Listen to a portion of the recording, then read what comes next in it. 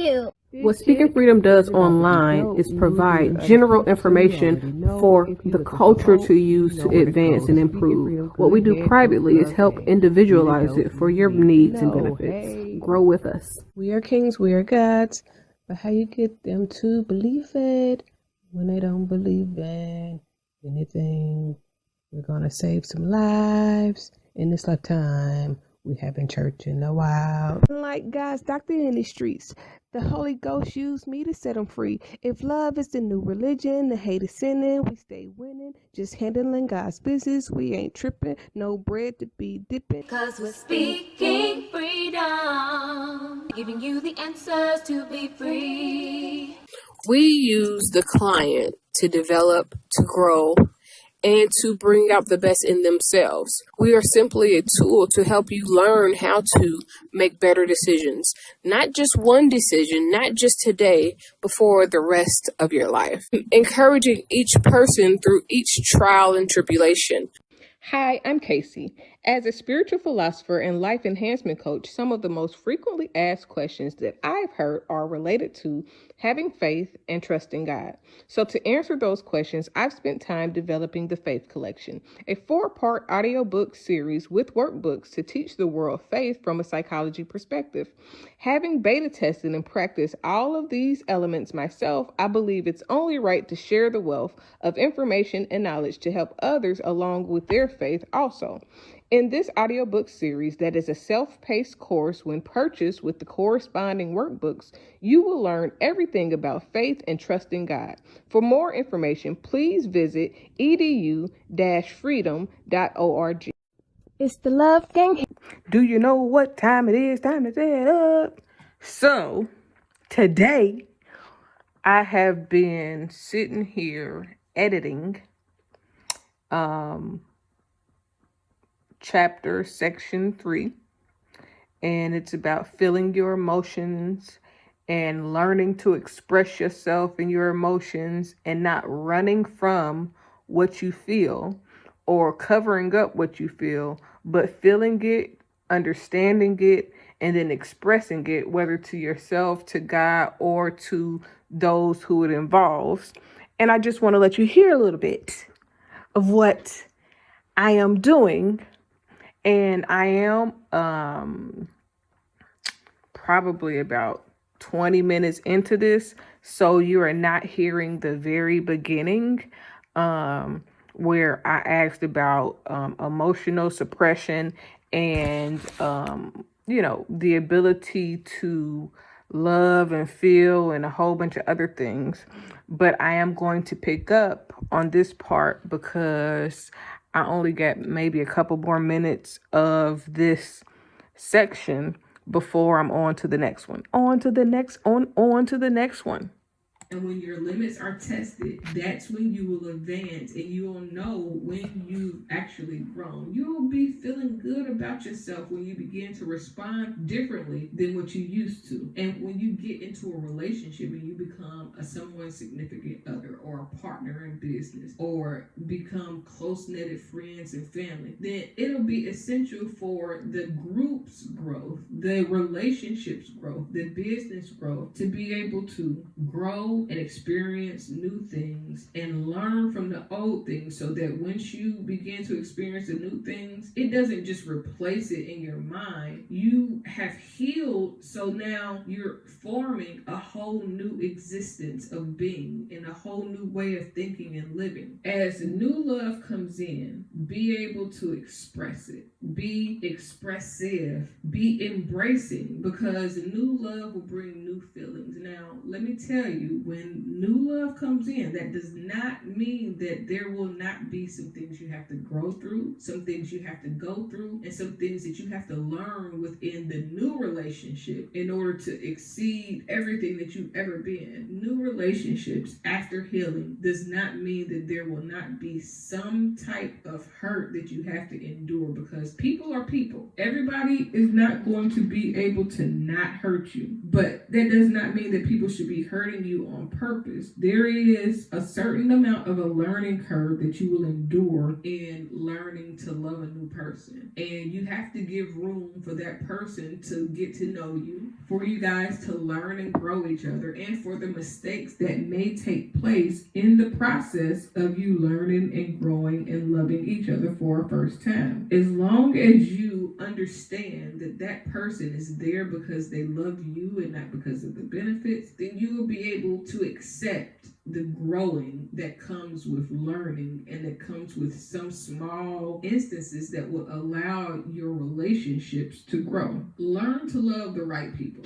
and watch for red flags and signs to tell you when somebody isn't right. Now, it's not based on a look, because a person can look amazing. They can say all of the right things. They can, be as eloquent as you think a good person should be. But if their heart isn't right, then you will be able to tell the difference. And somebody's heart being right could just be their inability to address the things that they need to heal from. So they carry those things around in their heart. Now, they may not express those things. You may not see those things on them, but their heart can be a carrier of every bad thing that has ever happened. And they be smiling and they be giddy and they have all these things, but how they handle situations will tell you where their heart is at, how they look at life, how they embrace others, if they judge people. All of those things will begin to tell you who that person is, what type of perspective do they have, how do they feed into the love that you have for yourself and then the love that you're trying to share for them. The goal is love minus the ego, because when you mix love and faith and hope, you begin to unlock new dimensions of yourself and the world around you. So, that's strong and powerful to me, and kind of funny because of various things. And sometimes, I am at a place to where maybe it's not you, it's me. Maybe I am not equipped for some relationships. And I'm okay with that. I'm fine with that. However, when it talks about learning curves and the amount of hurt that goes into a new relationship, a person should not disregard your feelings. They should not be gaslighting you. They should not be continuously doing the same type of things or the same thing over and over and over again, no matter how many times you say, hey, that is not healthy for me in this relationship. No matter how many times you say, wait a minute, hold up. You're going over a boundary that I thought that we established, or, just because my love is unconditional don't mean that you're supposed to test every limit and condition that you are used to in other relationships.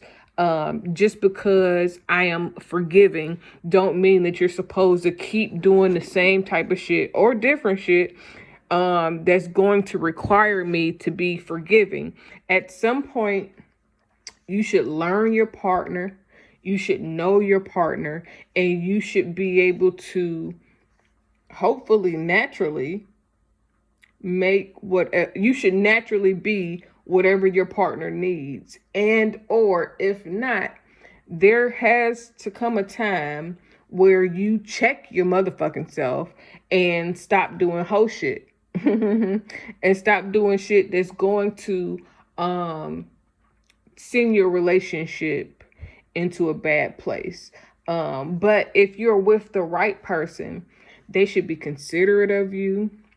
They should think about you often, and not think about you often like some vain shit. They should think about how the things that they're doing affects you. What type of what will it mean to you when they do certain things? Now, some people do nice things and nice gestures, and their intentions are good. They are trying to do something that's going to lift your spirits, make you feel included or involved. But at the end of the day, they have to do more than have good intentions. They have to be more than a person that's always asking for grace or somebody that's always needing forgiveness. Being a professional forgiver or being someone that is an unconditional lover or giver does not mean allowing somebody to run over you and just mistreat you, knowing that, well, I know if I say sorry, I know if I do this, I know if I do that, then they're going to let it all go and they're going to forgive me. Like I said in this piece of audio that you heard, somebody can do everything to impress you and do nothing to grow your soul or grow with you. Impressing me and growing with me, being one with me, connecting deeply with me are two different things. Yeah, it may impress me, but how do you consider my soul? Because when all the smoke and mirrors and all of the voila magic shit is gone, there is still going to be a relationship that needs to be well bonded, that needs to be well connected, that needs to be considerate of all things. Because if I'm always considering you and your ass don't never consider me, then there is an imbalance. And a healthy relationship is not an imbalanced relationship. It is a balanced relationship that's considerate, that's healthy, flowing, natural, that's not always easy. It can be challenging, but it should always be growing. It should always be molding. It should always be going in a positive direction and stepping up. If you're doing stupid shit, it's a difference between dumb shit and stupid shit. Now, dumb shit is just like, nigga, why you do that dumb shit? Stupid shit is shit that, like, nigga, that was stupid as fuck. And if you think that somebody is supposed to allow you to neglect them, negate how they feel, not be considerate, but they're always considerate of you, they're always wondering how this is going to affect or make you feel, then that's an imbalance. You need to find somebody that don't give a fuck like you don't give a fuck if you don't give a fuck. You need to find somebody that's oblivious to the obvious if you are oblivious to the obvious. If you think that certain shit is cool, then be with somebody that think that same type shit is cool. Because if you're with somebody that needs something different than what you have to offer, then you are risking damaging and hurting a person that had nothing but good intentions to love you and be good to you. That's it. I decided long ago never to walk in anyone's shadow. If I fail, if I succeed, at least I live what I believe. No matter what they take from me, they can't take away my dignity. Because the greatest love of all inside of me is sexual chocolate. Thank you for joining Speaking Freedom as we continue to assist you with your daily growth and intuitive wisdom. Loving is a lifestyle and we love to love. Inspiration is how we fuel faith. Please join us daily for your inspiration and motivation. We have the entire world to offer you at your fingertips. Your life enhancement coaching specialist. Thank you for choosing us to assist you in accomplishing your personal and professional goals. And have a beautiful day. In love, we trust. This is brought to you by Good Head Group, Love Gang and Speaking Freedom. We thank God for you, and we love you.